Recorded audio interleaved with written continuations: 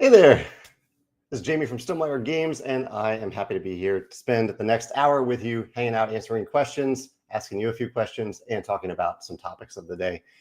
It's great to see some friendly faces here in the comments already. Aaron, Julio, Chad, Carell, great to see you all, and I hope you're having a great day so far. What is it? Wednesday, August 13th. I see Joe is able to join us as well. Thanks, Joe. Thanks for dropping in. Last Wednesday, I talked about how on Friday I was doing a live recording of the Positively Board Game podcast. That live recording was a lot of fun last Friday. And in case you missed it, the recording will post tomorrow as usual on Thursday morning. So in case you were looking for where that is and you weren't there live, it should post on Thursday morning if all goes well with YouTube.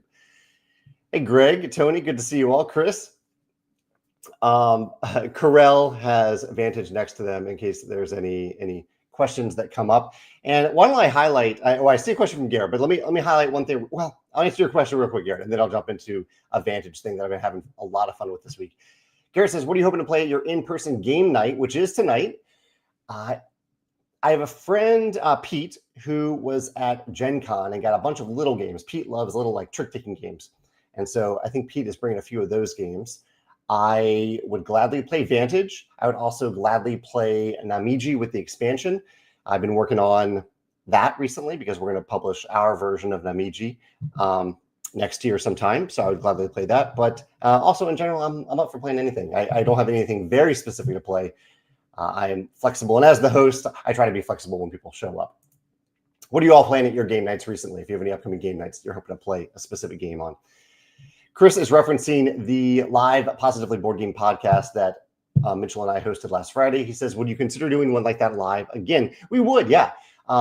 We tentatively talked about maybe doing it every 21 episodes, but we can really mix it up and do it whenever we want. Maybe we'll have some fun topics that would be great to have other people chime in on as we're discussing it live. And then it might not be related to the numerical system of the episode count at all. So Greg, Greg, this is the thing that I've been having a lot of fun with this week. Thanks to Carell, who's in the comments here, and thanks to a few people on Board Game Geek who posted fan-made cards for their animal companions. Basically, the idea was they wanted to include their animal. In fact, I think the very first post was someone who wanted to I guess almost do a better job of inviting their partner, I think their wife, into a game of Vantage. And so they created an animal card for Vantage with their pet. And with the idea that when their wife crashed on the planet, she would start with this animal companion next to their character in their grid, already there. And I thought this was such a wonderful way to welcome someone into the game that I created kind of a construct for what it could look like for other people who wanted to add their pets to the game. In Vantage, none of the cards are shuffled, so you don't have to have the right card stock. You don't have to sleeve the card or anything like that. You just need to be able to make the card and print it. And so I reached out to Carell, and Carell helped think of a really clever way that really anyone could create one of these animal companion cards following the guidelines that we've created. Long story short, there is now a way to do this. It's on the Vantage Facebook group. It's also on Board Game Geek, and some examples. So here's Walter and Biddy, the cards that I made for my pets. And just last night, I went on a solo journey with my little sweet boys here. The template they follow is that you can change the type of action up here at the top, but it's always a morale die that you need to place there. It outputs a boost, and then they all have a two boost power that they can use, and that is editable in the template. So you can kind of define or describe your pet's personality through the boost power that you get them. And the creativity and the cuteness of the animals that I've seen posted so far is off the charts. I've just had a blast seeing what people have created, including my coworker, Susanna, and Carell also posted some wonderful cats. Some people are posting animals that are still with them, but also some people like Biddy, people are posting animals that they've lost. And I think it was really touching and wonderful for me to go on a journey with Biddy last night and in this adventure in Vantage. So I really like that people are able to do that as well. Developer Garrett, who also worked on Vantage, posted his sweet dog. It's really, really neat. And if you get into Vantage, or you're trying to maybe invite someone into Vantage and you think this might be a better way to welcome them into the game, you're welcome to use the template that we created for this purpose. We have defined them as companions in the game so that they don't count towards goals related to animals. And that was Carell's idea, and I thought that was a really good idea. So I had such a delightful time playing last night, and have had a great time seeing what people have posted on those threads. If you do create one, please look for the thread and post it there, rather than creating a new thread or forum for it. But yeah, really, really need to see that. Ian says, it's been said that a great game is like a vacation. You look forward to it, you enjoy it, and tell stories about it afterwards. What are some of your favorite Vantage stories that you've heard from players? That is a good question. I certainly love reading the stories from Vantage that people have posted. Actually, there was a fun one that I read, that I watched the other day. There was a playthrough of Tabletop for One, and someone shared it on my YouTube channel. In the comments, and I went and checked it out, and they had a very, very fast epic victory where everything just really lined up. And so within, I think it was around 6 to 8 turns, including some location actions, some depart actions, maybe 1 or 2 card actions, they had completed an epic victory, which is a mission and a destiny complete in this playthrough. That's very rare, very, very rare that you'd have an epic victory that fast. But it was really neat to watch, and they seemed to have fun with it and seemed to be surprised by what was happening as it happened in real time on this video. Tony says people seem to post more pics of Vantage cards in the Facebook group than you might have anticipated. Any thoughts upon restricting image posts? I've seen more cards in the group than my gameplay. Yeah, Tony, I've been trying to navigate the idea of spoilers in the game, and I think the way I think about it, I think some locations and some cards are deeper levels of spoilers than others. In general, I would prefer for images to be posted in the comments. So you post the question, you include the card numbers. It makes it easy for me to look up that card number if you have a question. And then in the comments, you post the photo. But for certain cards, it just isn't that big of a spoiler, really. While others, it is. Like there was one in the group today. It really wasn't, out of context, it wasn't a huge spoiler, but it was the type of thing that you don't want, that someone should discover on their own. And so I would just keep that in mind. If you want to post a pretty picture of a location that you found, I think that's okay. I think that's the kind of thing that that shows that people are enjoying the adventure and exploring the world. But I want to continue to navigate that, because if those types of photos are preventing someone from enjoying the Facebook group in particular, the Vantage Facebook group, I want to know about it so that we can maybe revise that policy as we go.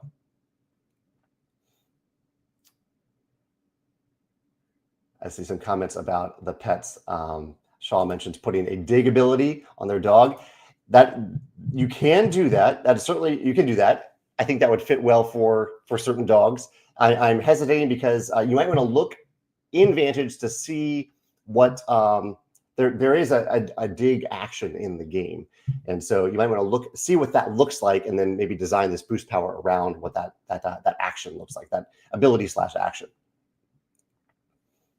Chris posted his animal, his cat. I think it was your cat, right, Chris, on the group. That was really neat to see.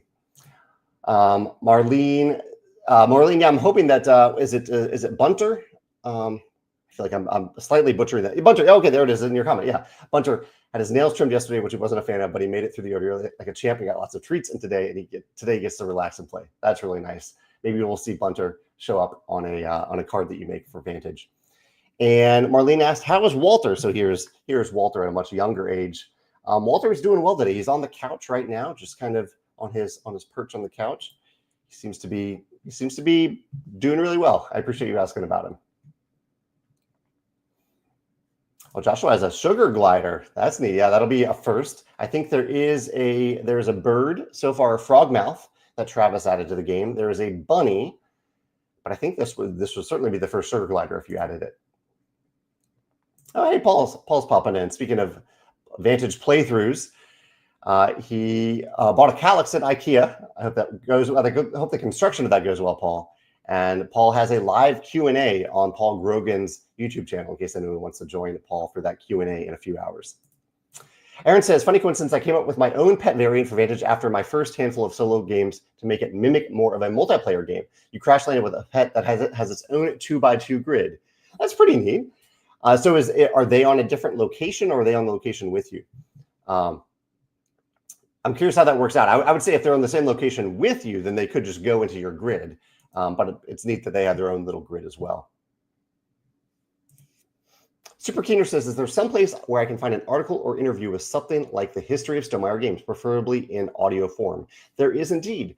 Yeah, there are actually 2 videos, and I think you can download it or listen to it as audio. 2 videos on YouTube called A Brief History of Stonemaier Games. They're actually not all that brief, but you can listen to it at a faster speed and get through both of them. But if you search our YouTube channel for Brief History, you should see 2 videos. I'm gearing up to probably make another one of those videos to cover the last 2 to 3 years in the fairly near future.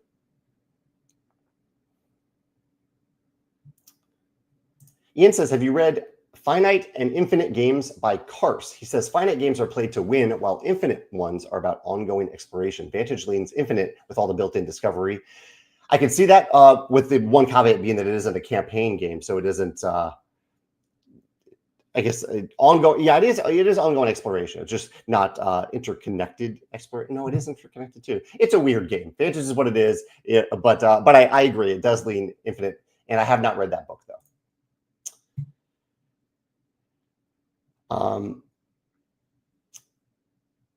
Okay, Aaron clarifies for the 2x2 grid variant that they created. They are on the same location, and you can't use the boost abilities on any of their cards. They just offer extra spaces for dice results. That's cool. Okay, I like that, Aaron. So that is the pets in Vantage topic today. I also mentioned Squid Game, and I should have probably also mentioned another show. We've been watching 2 shows, one scripted, Squid Game, one unscripted, $1 Million Secret. We watched and completed those shows recently. 2 very different shows about eliminating people. And I will say that I thought I had heard like mixed reviews about the final season of Squid Game.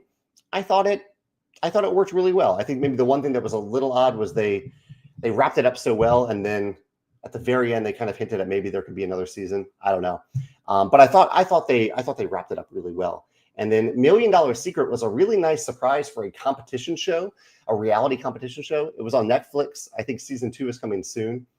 With an all new cast.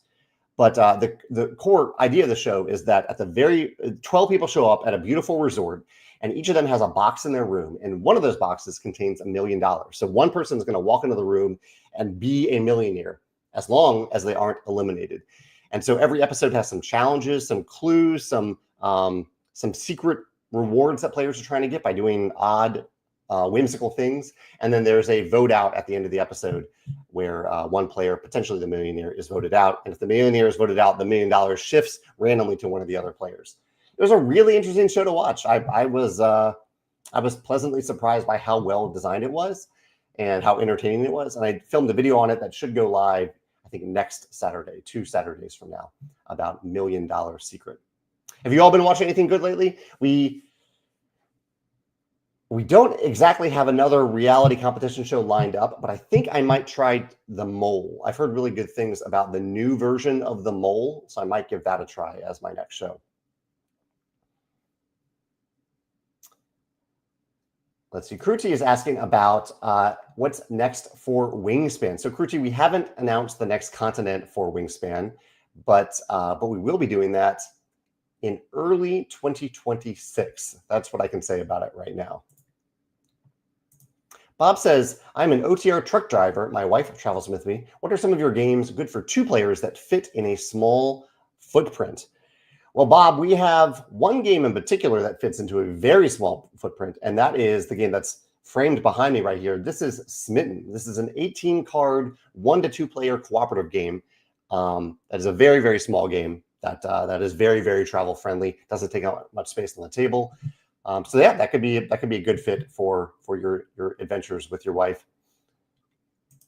Austin said, you mentioned before the idea of creating and producing your own reality competition show. Have you thought any more about that? I have, Austin. I have. I'm still trying to figure out exactly what I want to do with it. But I, like many of the things that I do in video form, it might be, I might try to do it in a fairly low-key, low-maintenance way. And just maybe even just a one-off and see how it goes. So I'm working on something, but I haven't exactly figured out what it will be yet. Tony's watching the new show Alien Earth, which starts with a very different spaceship crash landing than Vantage. I think I'd rather be on the Vantage ship. I'm very curious to watch the show. I don't typically gravitate towards really scary things, Tony. So is it more sci-fi or more horror? What's the balance between the two on this show? Paul says he just watched one of my favorite movies of the year, Fantastic Four. I'm really excited about that, Paul. I'm glad you saw that. I absolutely loved it. Oh, Aaron says that they watch Game Changer. This every week of Game Changer is just a gift. This is a show on Dropout. They did an election-themed episode this past Monday. That was a delight. I also enjoy the behind-the-scenes episodes that they do on the off weeks for the show. I could watch that show every week forever. It's so well done. And I haven't watched Gastronauts yet, Aaron, but I'll have to check that one out. I see a lot of answers, including Garrett mentioned that he's doing a Marvel Cinematic Universe rewatch. Okay, I see, Corey. This makes more sense. So Corey says, I think the ending of Squid Games was more about you can't stop it no matter how hard you try. It's the nature of people. I like that, Corey. That's what I hope they were going for, rather than saying there's going to be something else. I bet you are right. That sounds right to me. Jeff says, have you watched The Hobby yet? I have not. It's on my list. I don't think we watched any movies this past weekend that I can recall. So no, I haven't watched that yet. Chris says, how do I give my cat cards the action to wake me up too early every day? Do you know if there's still a chance of natural rubber playmats for Wingspan being offered? There are, absolutely. Yeah, we do have them. They're not in production yet because we don't want to make them until we know everything that we might possibly add to the playmat for in future expansions for Wingspan. And I think we now know this, but we need more than just the first expansion to do it. So it will probably be something that we produce alongside the second expansion for Wingspan, which is in playtesting now. Julio recommends the competition show Claim to Fame, a game show about the relatives of famous people. I suggest starting with season 2. I haven't heard that one. I will make a note of Claim to Fame. Thank you, Julio. Claim to Fame. Carell also mentions the Flemish version of The Mole. Yeah, I'll see if we have access to that, Carell. I don't know, but I can pop around to see. Oh, Susanna said there's a new season of Fisk coming to Netflix. Fisk is delightful. I'll make a note of that. Susanna's husband Joe and her have been watching Untamed, which has been pretty intense, but also compelling and beautiful. It's a murder mystery set in Yosemite. Oh, that's neat. Does it look like they actually filmed it in Yosemite? I'll check that out.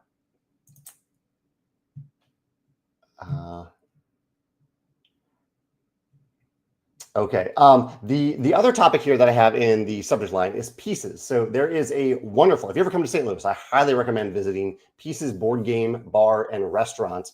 And I was there last weekend for a friend's 40th birthday party. They had a birthday party that went from a few different locations, and we were at Pieces for most of the afternoon.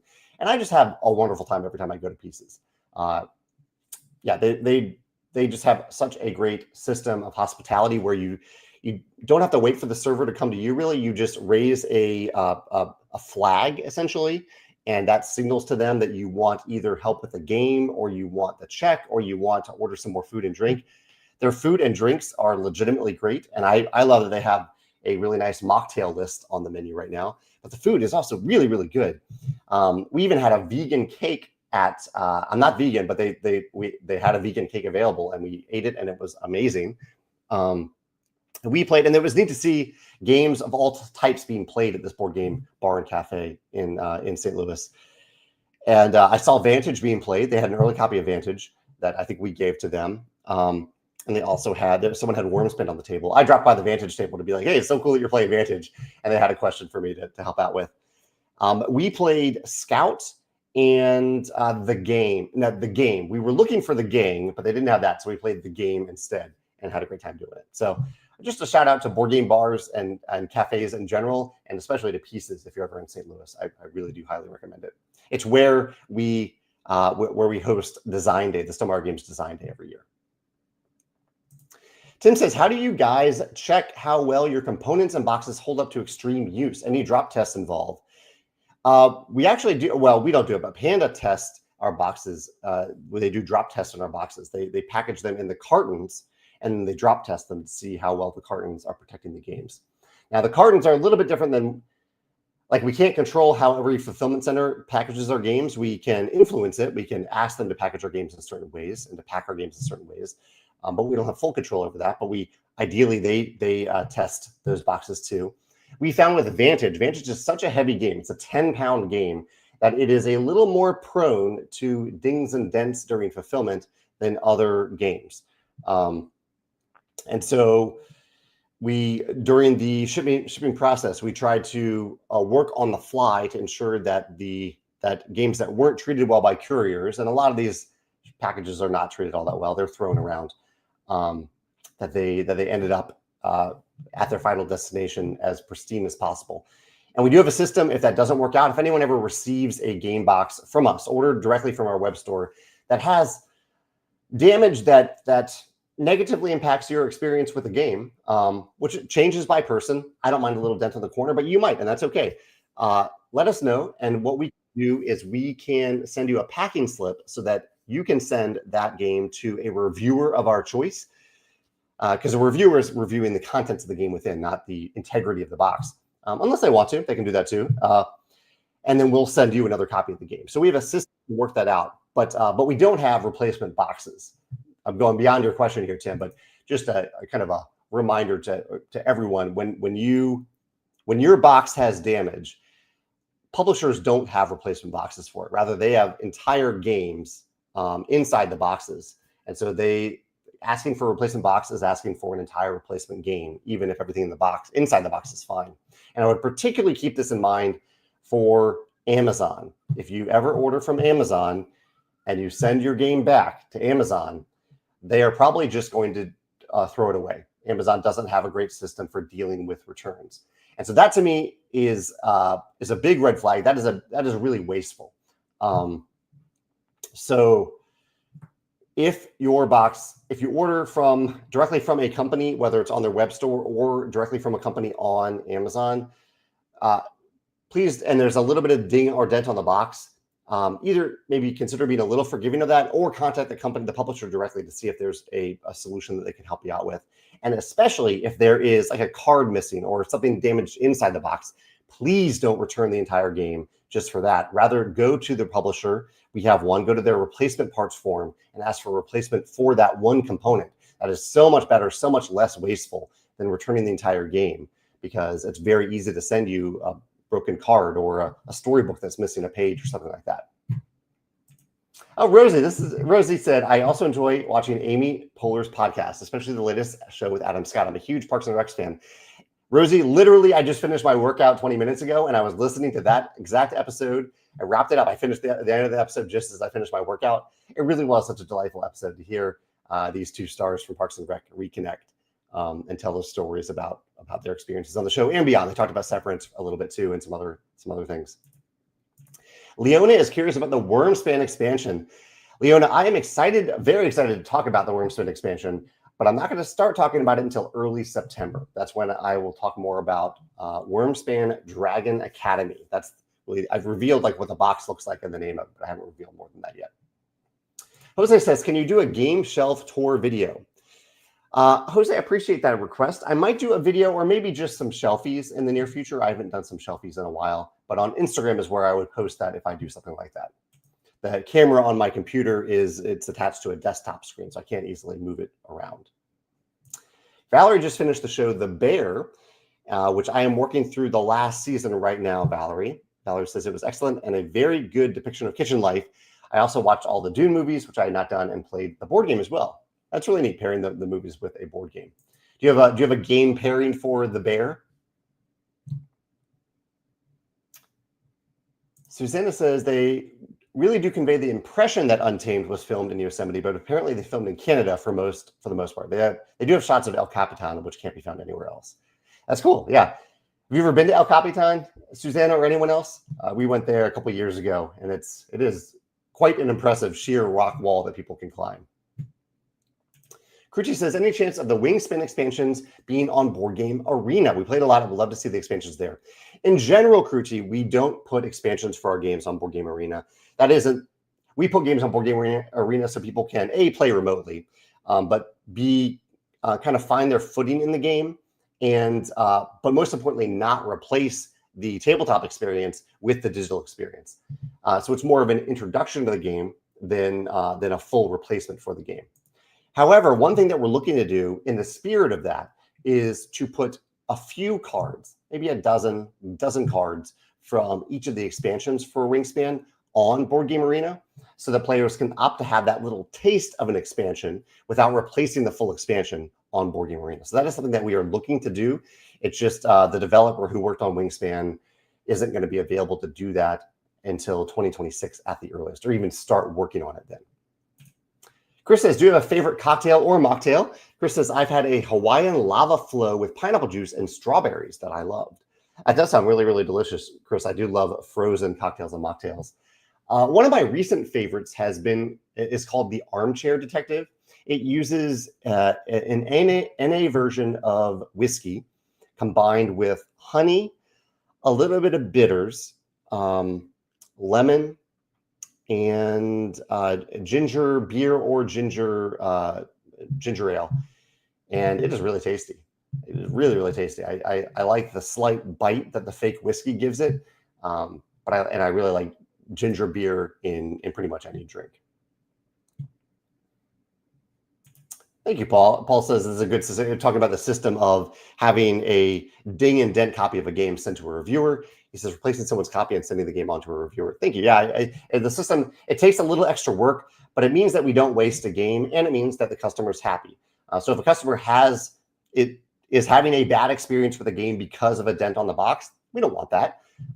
We do certainly appreciate customers who don't mind a corner that has a little ding, but most importantly, we want our games to bring you joy. And if something is getting in the way of that joy, I'm glad that we have this system to get the game to a reviewer instead, or content creator. Chris has a nice note about Joe, my coworker in customer service. Joe, Chris says he helped me out with something yesterday. It was extremely quick and helpful. That's really great to hear. I appreciate you sharing that about Joe. Tony, I'm glad you're highlighting this. Tony says that Games Unlimited in Pittsburgh is hosting a Learn Vantage event on Saturday. They posted a video about how excited they are about the game as well. That is awesome. We have a blog post going up tomorrow about friendly local game stores, because Friday is Vantage's worldwide English retail release for local game stores. The online retail release will be in a few weeks, 2 weeks from that Friday, but this Friday is the local retail release for Vantage. So if you have pre-ordered or want to order Vantage from your local store, let them know. Hopefully they can have a copy for you on Friday. Most of them have placed their orders in advance, so it might take a little extra time. But yeah, if you are looking forward to getting Vantage from your local store, we love to hear that. And I love stores like Games Unlimited that are hosting events that welcome people into the game, that help them play that for that first time. So thank you, Games Unlimited, for doing that. Sandy said, just recently picked up Euphoria. Any chance the expansion will be reprinted?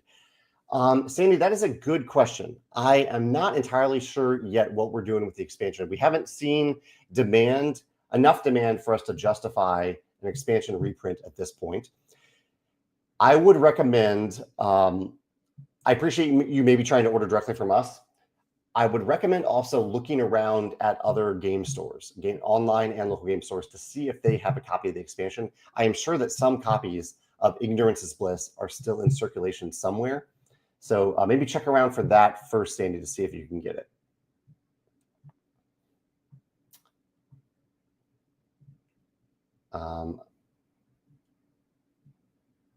Let's see. Mark says, did you see that? Did you see how Taylor Swift teased her next album? A lot of local businesses made a variation of that photo with the lock to create online buzz. You know, I heard that she had teased a new album, but I didn't know that it was a clever way that she had teased it, Mark. So I will have to look up how Taylor Swift did that. Yeah, no, I haven't seen that video, but I appreciate the heads up. Chris, it's okay. I see that you now meant to type mocktail or cocktail, whatever you enjoy drinking. I am leaning a lot more towards the mocktails these days than the cocktails, but I'm happy to try either.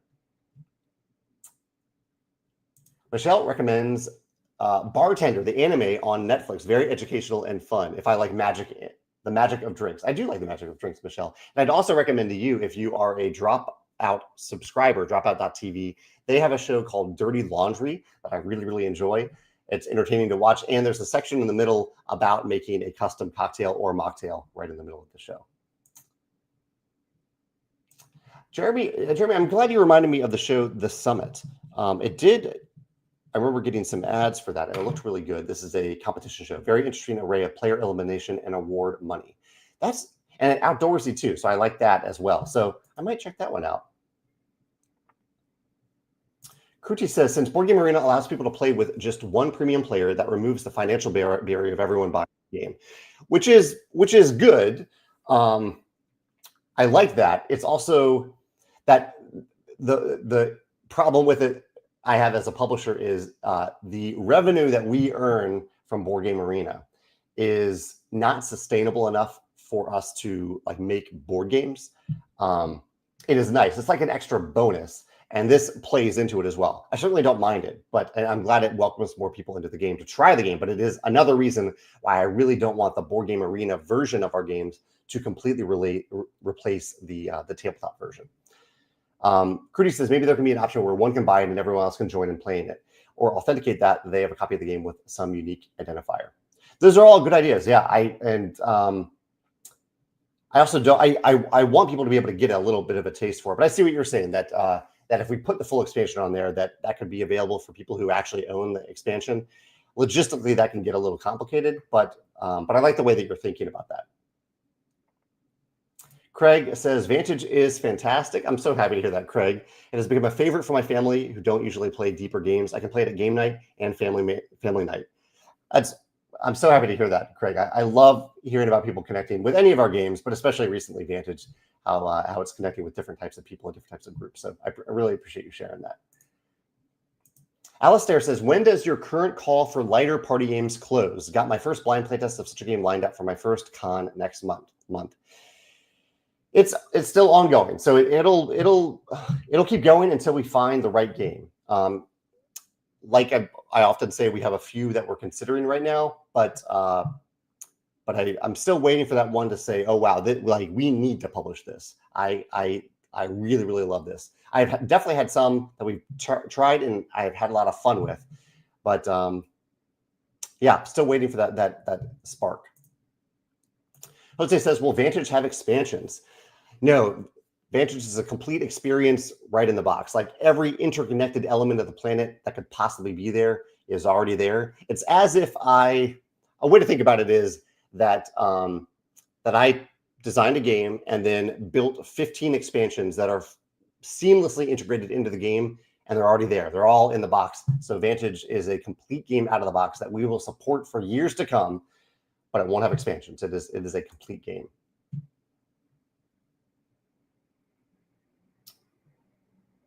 Valerie has a comment about, this is good. I'm glad that Amazon doesn't always trash the games that are returned to them. She says that in her Canadian town, they have 2 big Amazon warehouses that serve most of Eastern Canada. Most returns end up in a special discount stores specifically for Amazon returns. I've seen a few board games there. And as for, that's good. That's great to hear, Valerie. I'm glad to hear that. And as for board game pairing with The Bear, the show The Bear, I can only think of charcuterie. I can see that working for sure.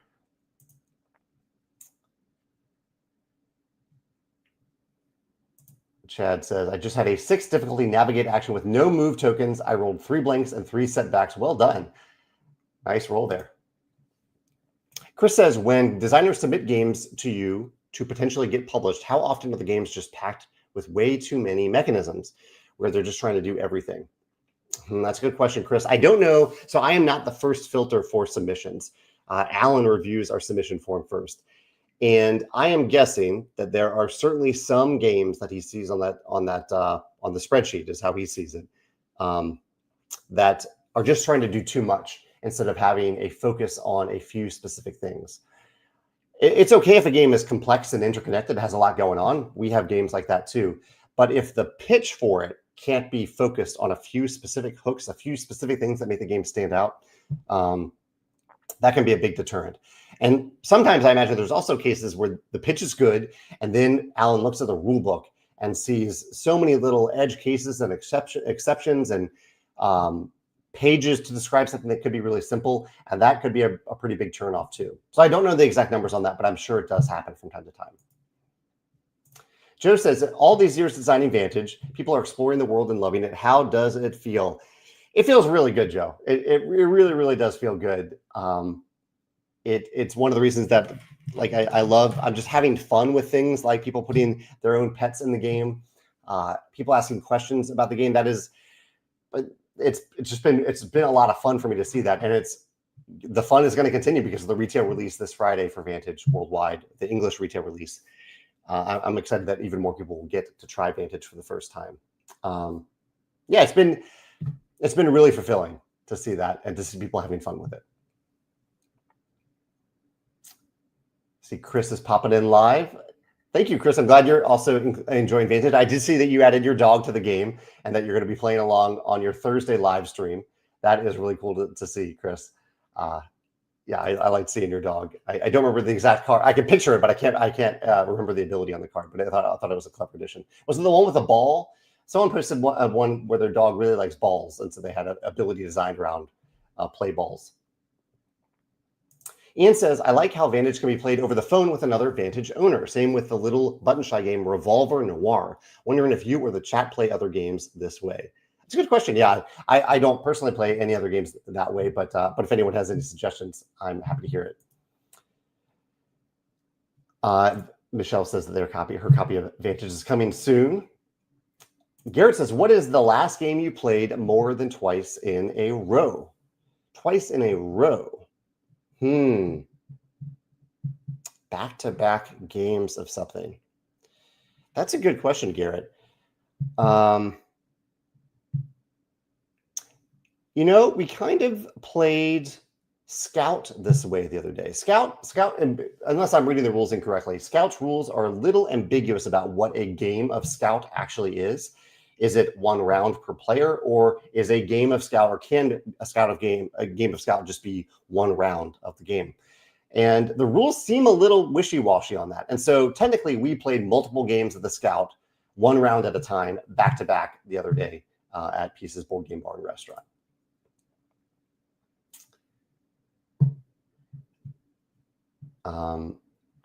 I see a few more questions, and then I'm going to pose some questions to you all. Chad says, can you think of any games that were submitted that Alan was very excited about that got published? I'm trying to think of some games that Alan pushed through to me, was really excited about, that we actually ended up publishing.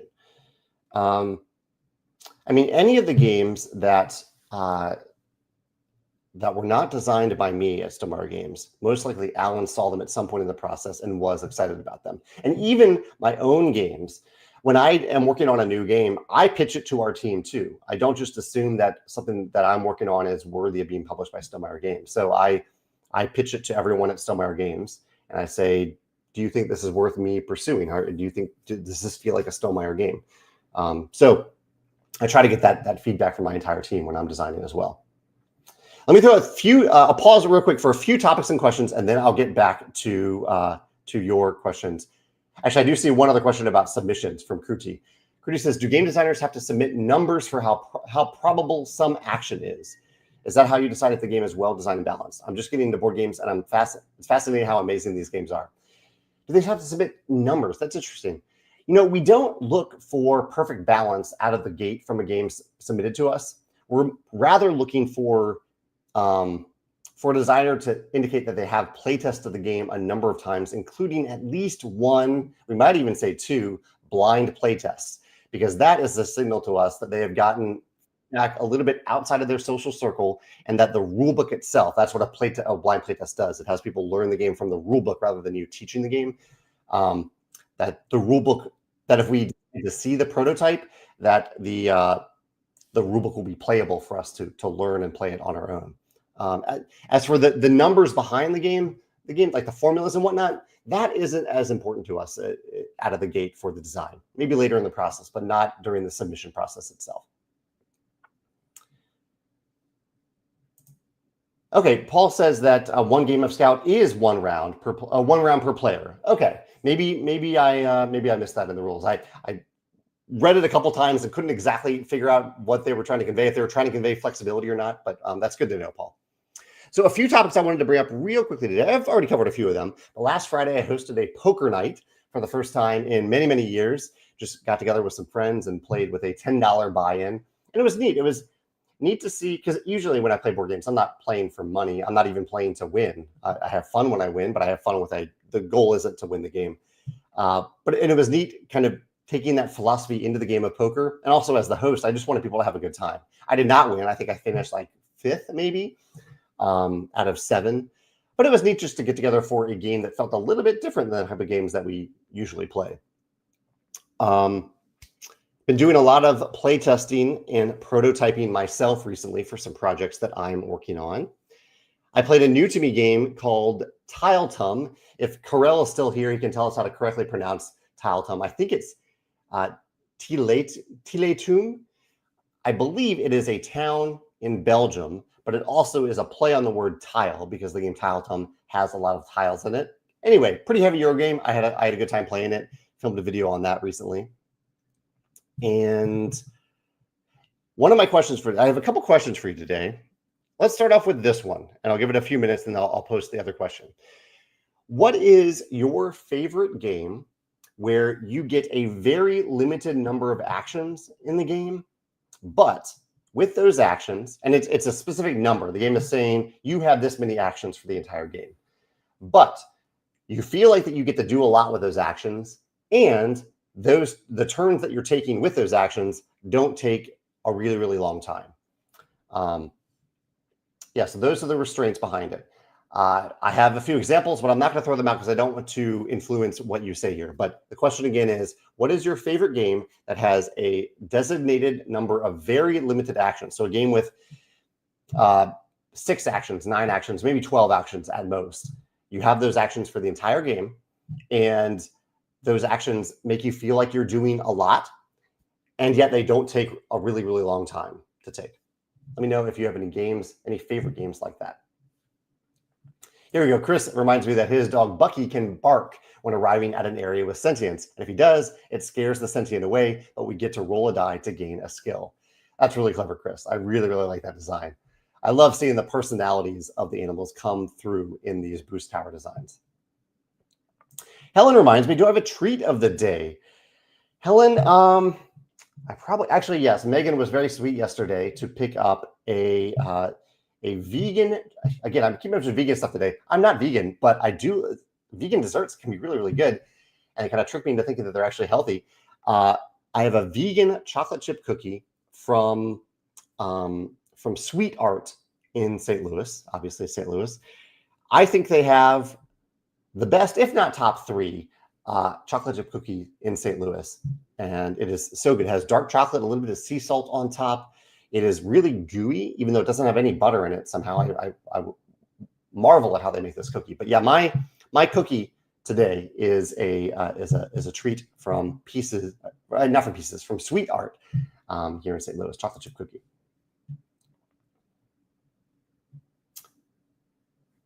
Frank has another show for a reality competition called Solitary. It was on a while ago. Streams on Amazon, $5 per season, called Solitary. Okay, cool.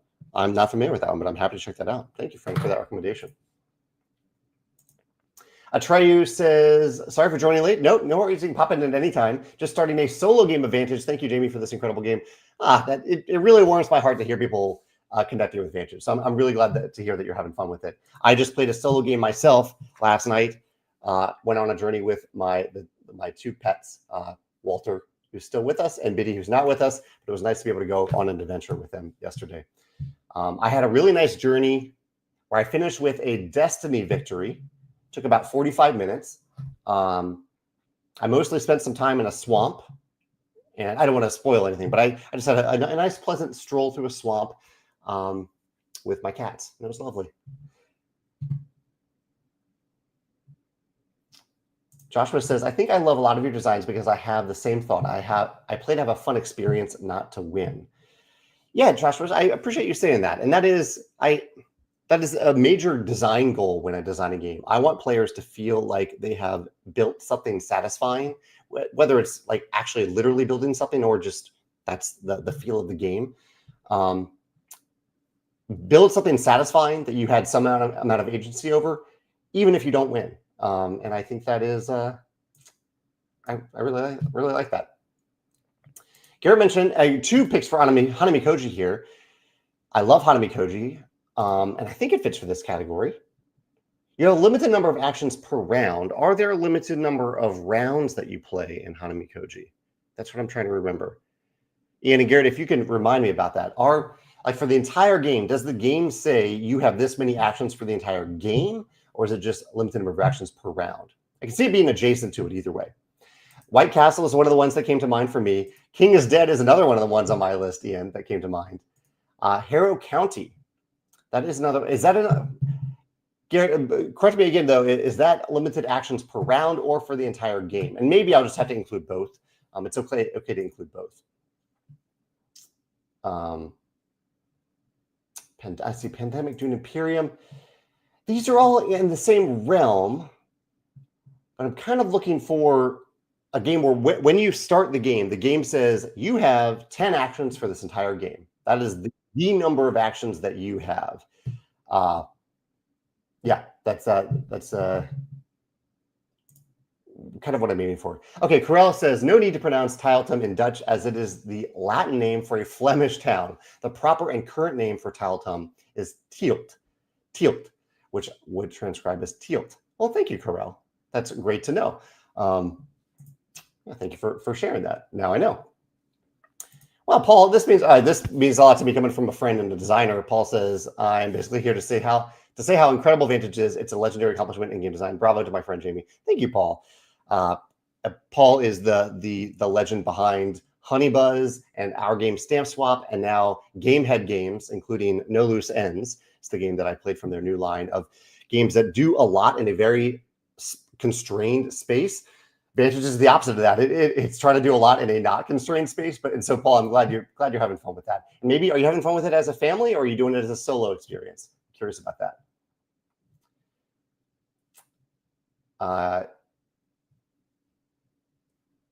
I see some other picks for games with a limited number of actions. Your inner child says, how did poker night go? Would your group be down for a cooperative Texas Hold'em or Skull? You know, the game night went great. I think if we're looking for a cooperative version of poker, we're going to play one of my favorite games of all time, The Gang. But I think every now and then we'll get together for just a normal version of competitive Texas Hold'em. I think that we really enjoy that. It's very rare that I look for,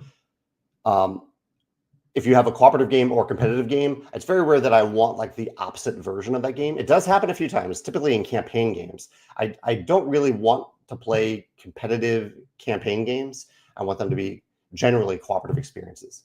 That is maybe the one time where I wish there were a few games that are great campaign experiences, but I wish they were competitive or cooperative. But there are exceptions to that too. Like I loved My Island, which is a competitive game. Wendy's getting close to picking up Vantage at her Friendly Little Game store and exploring and seeing how her cats and dogs' unique skills will work for their own cards.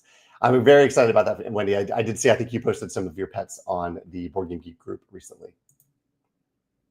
Unconscious Mind. Garrett says, answered before the whole game. And maybe I just need to open this up. Maybe there aren't enough games with a specific number of actions like this. But there are games that have a specific number of actions per round. Well, that's going to be too many games because like every worker placement or most worker placement games give you a limited number of actions per round. White Castle is like the game that started me thinking about this a little bit. Also, Oddlands, a new game from All Play, has this. And Oddlands, you get 6 turns for the game. That's it, 6 turns. But you feel like you're accomplishing quite a lot. Castles and Burgundy, does that? I think Castles and Burgundy does apply to this. Kevin, there's one. I will add, let me add that directly to my list. I think that one does apply here. Castles of Burgundy. A prescribed limited number of actions for the entire game that you know going into the game. Woodcraft. I haven't played Woodcraft, but I will add it to the list as from the games that I haven't played that has that. Let's see. 20 might be a little bit more Aaron than I'm looking for in this one.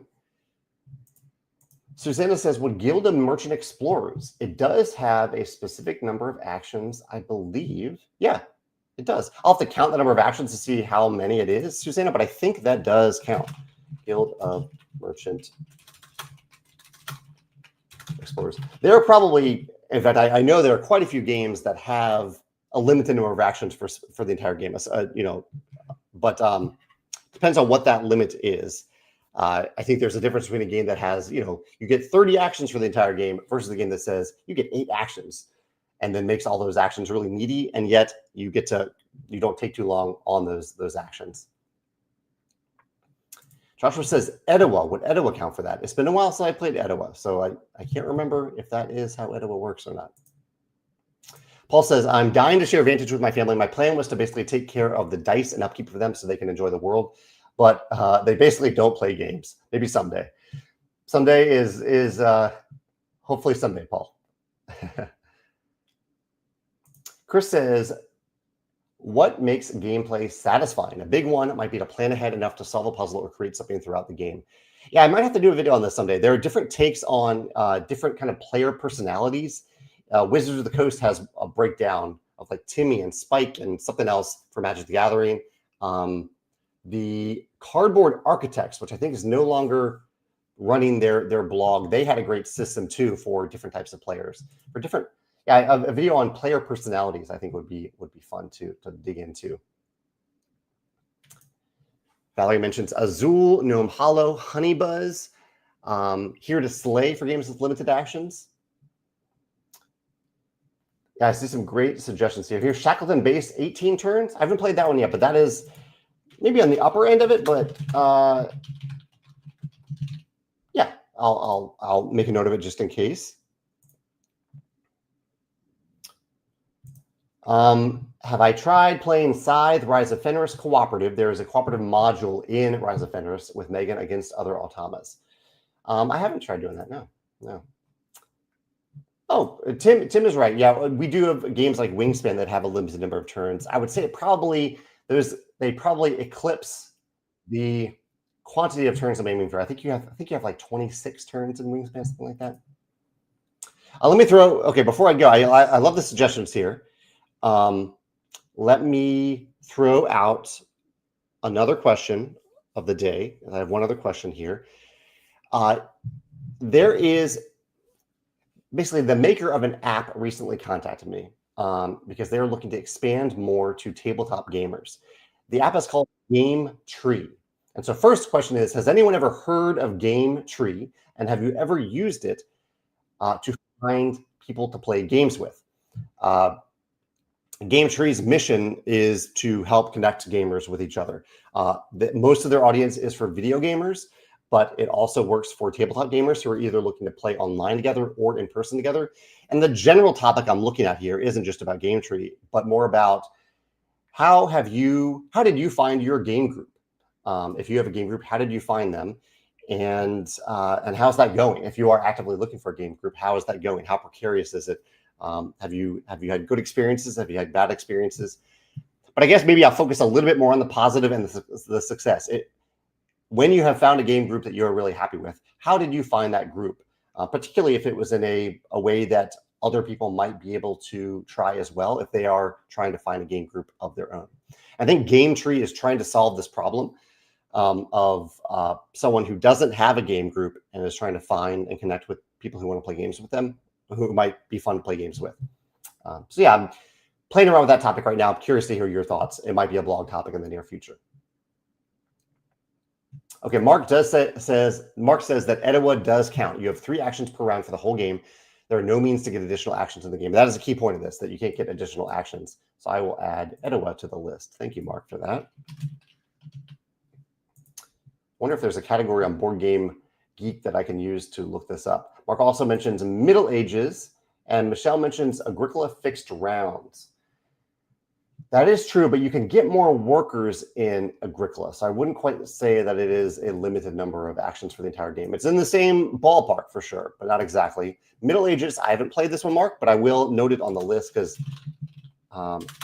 if it has a specific quantity, let's say under 20, we'll go with that.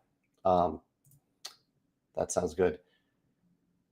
Melissa says the Magnificent has exactly 12 turns. I haven't played that one either.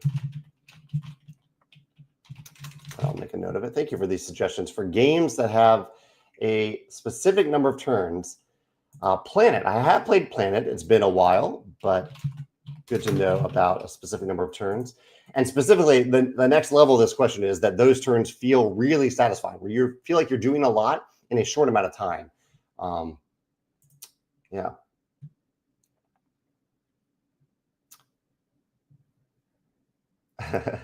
In says, my game group is my kids, ages 16 to 26. I don't remember how I found them, though.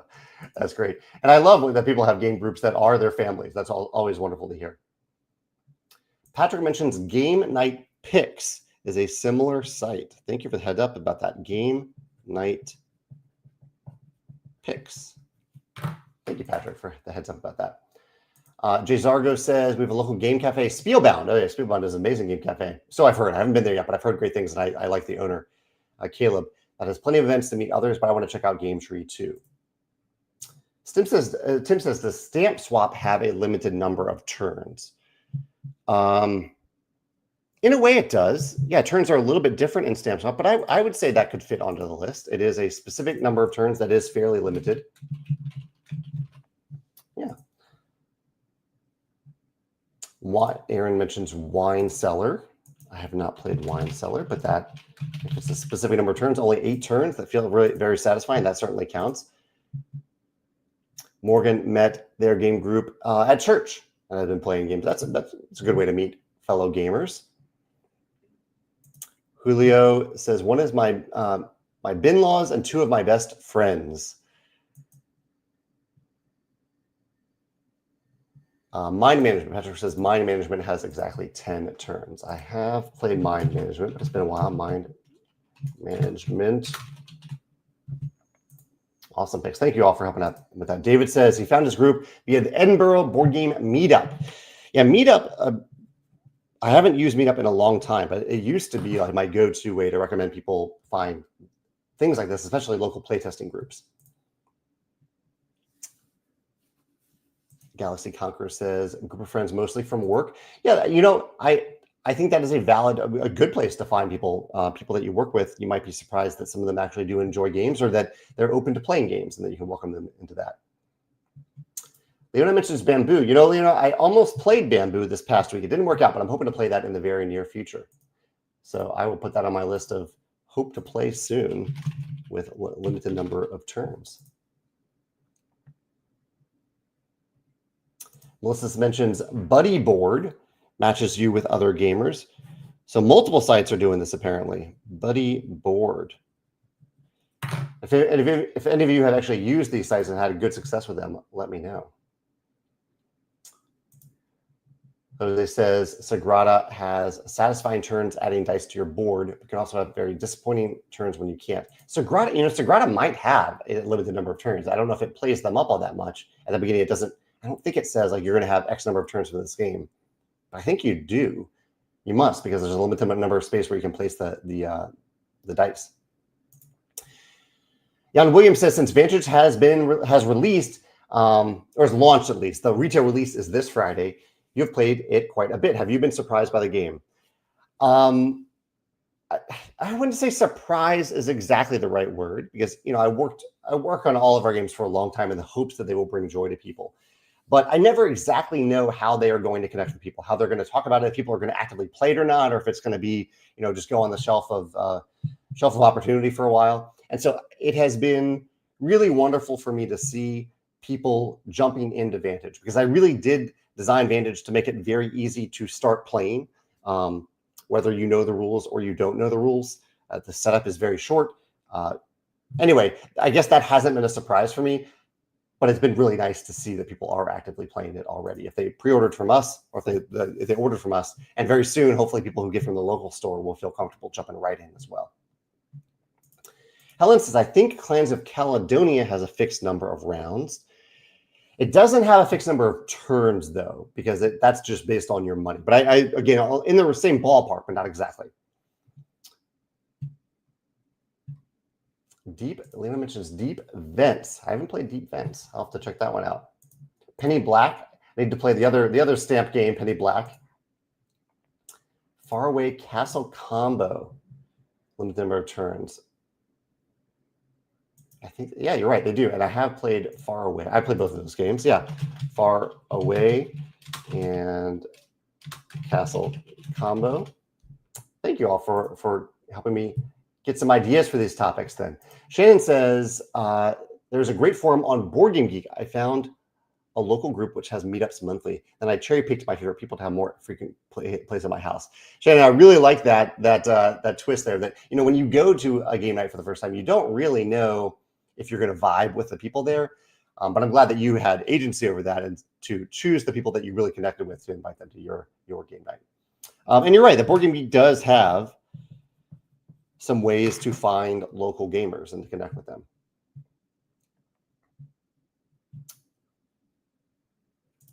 The King is Dead, Paul, I agree. I really like the way The King is Dead has a limited number of turns. You get a hand of cards, and those are all the cards that you get for the entire game in The King is Dead. I need to refresh myself to see how many actions you actually get, if it is the same as the number of cards or not. I can't remember that. But it's very, very close. I have it on my list just in case. And Aaron mentions Come Sail Away has a fixed number of turns too. I almost played that on the gaming cruise recently, but didn't get the chance to do it. Come Sail Away. I think that'll do for today. I really appreciate you all hanging out with me for the last hour. Great to see some friendly faces and some new faces too. You're always welcome to pop into this hour and hang out and chat. If you have anything that comes to mind afterwards, this video will be on YouTube and you can post about it there. And I hope you have a wonderful day. I hope you have a treat for yourself in some form today. And I hope if you don't have Vantage yet and you're looking to get Vantage from your local store, that you go get it on Friday when it releases locally in the very near future. Have a great day. Take care. I'll see you soon. Bye.